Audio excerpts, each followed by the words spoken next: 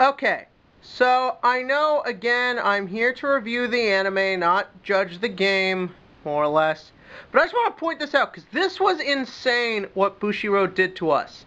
Instead of releasing the booster sets as 1, 2, 3, 4, and so on, they actually, I kid you not, did the following. First we got set 1. Then we got set 2. Then we got set 6. Then 3. Oh, we got extra booster 3 before any others. 3. Then set 7. Set 4, 5. The first extra booster. Set 8. And then from that point forward, we were more or less on track. We did a couple little changes here and there, but those at least made sense. They literally switched set orders, making the TCG version of this game a mess to understand the meta of. And trust me, that's not the worst this franchise has done. Cue title scene.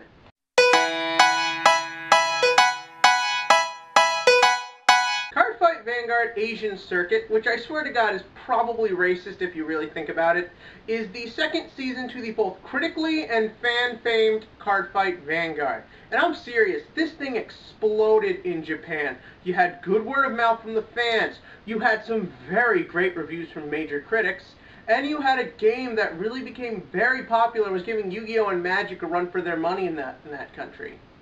And then this season premiered, and after season 1 was just so damn good, I knew it would be hard to top it, and I wasn't really sure what to expect. And at first, everything looked like it was going to be really cool. We did what we needed to. We escalated the plot. Basically, we pick up with Aichi. It's been a few weeks after season 1, so not a lot of time has passed. Him and everyone is just sort of back in normal kid mode. Everything's gone back to normal. No more Sequalia problems. No more Ren problems. Oh yeah, there will be some slight spoilers from season 1 if you haven't seen that already. But the thing is, for the most part, everything's back to normal. Until one day, when a bizarre little kid called Takudo enters Card Capital. He challenges Aichi to a fight to learn how to play the game. But, during this fight, he makes all the clans, well, he makes Royal Paladins, Kageros, and Shadow Paladins disappear.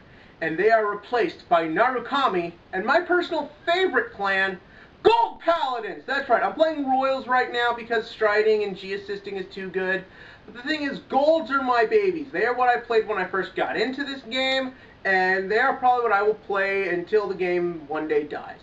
And the thing is that you go into this season and you're in, and you think it's going to be so cool, because while doing this, while taking those clans away, Takudo does something very disturbing, something that if you know me, I think can be very creepy if done right. He changes everyone's memories. Everyone but Aichi now thinks that there's never been Royal Paladins, Kageros, and Shadow Paladins. There's always been Gold Paladins and Narukami.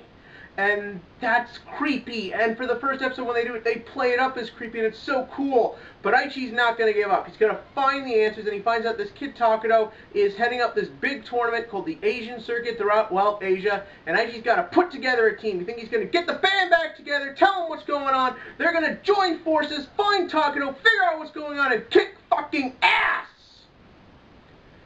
Or at least that's what was supposed to happen, until we all realized that Cardfight Vanguard Asian Circuit is a big, steaming piece of lazy shit. I'm not gonna lie, people, if you liked this, and there were people who liked this, I'm not gonna lie, if you liked it, that's fine, be happy, go for it.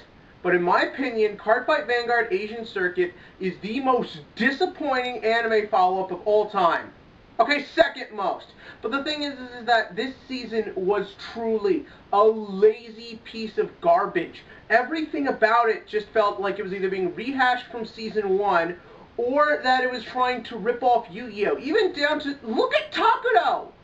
He looks exactly like Tron from Yu-Gi-Oh! Zale! In fact, there's a lot of Yu-Gi-Oh! Ripoffs. Namely in how the plot tries to get bigger. It tries to make everything seem grand, huge. You go to the Asian circuit, everything is huge. These big settings, big illustrations, big set pieces, all that stuff. But it feels so incredibly fake. In Yu-Gi-Oh! They never try to make anything look big. They make things big first, and then they give the settings to give it what it needs for that to have its full effect. But here, it's trying to do this thing where it tries to go big, but it wants to keep the more personal, psychedelic nature of the first season, and those two things haven't been meshed properly to make it work. What made Season 1 work was how different it was from Yu-Gi-Oh! It kept things personal, about the characters. And here, I don't give a shit about the characters. And a lot of that is because of Aichi. If you've heard of Aichi before my review, you probably heard of him just being referred to as this whiny little brat. Well, this is what did it. And it all comes down to one factor. Well, two. The first factor is after losing the Royal Paladins and Blaster Blade, Aichi loses his mojo, and he basically reverts back to being the whiny little brat from Season 1, except this time he really does feel whiny. I have no problem with him feeling overwhelmed by this. I have no problem with him feeling pushed back. But throughout this whole season, he's just turned back into this annoying little wimp. And you keep expecting for him to, like, man up and take charge. And he kind of does it at a couple points, but he never does it in a way that feels like what Aichi should do at this point. You should watch the character grow, progress. He just stays where he is the whole time. And the thing is that a lot of that has to do with the way he interacts with the characters. In Season 1, his interaction with everyone was great and made the show work. Here, the only person he tells about the memory thing to is Kai, who for reasons that are never explained, in fact, it's never even explained why Aichi keeps his memories, but for reasons that are never explained, Kai suddenly remembers Blaster Blade, and for reasons that don't even make sense by Kai standards, Kai decides to go off on his own and join the Asian circuit and goes off into the mountains or something. It's all stupid. And Aichi then decides to just make the team consist of him, Kamui, and Masaki. Well, here's the problem with that. He never tells Kamui or Masaki about their memories being changed. Now think about this for a minute. We never even see him like really question and try to understand the situation. He's just whining, moping, and doping. Masaki has a perfect memory. It can't change. She doesn't forget anything. He doesn't think maybe questioning her, asking about her about that would actually help. And many people have said, well, he did it off screen. I don't want to see it off screen. I want to see him doing stuff. Characters need to do things, move the story along. Aichi can't do that in this season because he's not doing anything logical. It just reeks of studio intervention and too much control by people who don't know how to write characters. And while we're on the subject, Kamui and Masaki are really forgettable in this season. They don't have arcs. Kamui is still annoying and stupid, but he's not annoying and stupid in a way that's memorable. He's just bratty. Masaki, they sort of give her an arc about her and afraid to change her deck. She's afraid that might, hurt her memory of her parents or whatever. But it's never focused on enough for me to care about it. And that's because they don't know about the plot. If characters don't know what's going on and don't have any impact on what's happening, how can they possibly move the story along? And that's what happens here. Even with Aichi, none of these characters do anything to move the plot along. They're just there. They just sit back, screw up mini-arc after mini-arc while other things happen. And that isn't fun. I want to see characters progress. I want to see them change things. I want to see what they do matter. But it doesn't. And the problem is nothing else in this season matters either. The first leg of the Asian circuit is in Singapore.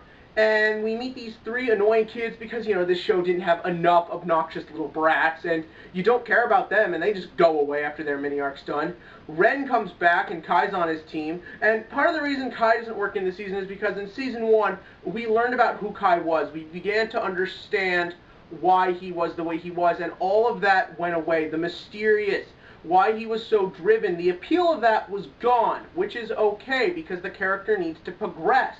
But he doesn't. He just takes 5 steps backward, and he's back to being this invincible enigma. And you don't care. I just don't give a shit. Ren's back as part of the same team Kai's on, and that's the second little mini-arc. But Ren doesn't remember either, so we can't get any answers from him about anything. And any interesting plot points they could have done with maybe Ren feeling guilty over what he did, or maybe how he reacts to getting Psyqualia or anything like that, because Psyqualia comes back. No reason why, it's just there and doesn't really mean much. But the thing is that he doesn't remember either, so anything interesting you could get from that, what you could do with this character is just abandoned, so that way they can keep the plot simple for children. This season really dumbs it down, where the first season was definitely for teens and young adults. This one definitely feels like it would much rather attract younger children, which I don't understand because they started Buddy Fight for younger children. Then we get a character named Leon. I actually like Leon. He's an interesting character. He becomes a villain, and he's actually a very interesting villain. I liked what they were doing with him, but he's so underused and just tacked on at the last second. And we never even find out what's really going on here till the last 5 fucking minutes of the season. I'm not supposed to, and I won't really spoil it here because that wouldn't be fair, because maybe there's one of you who might still watch this after this review.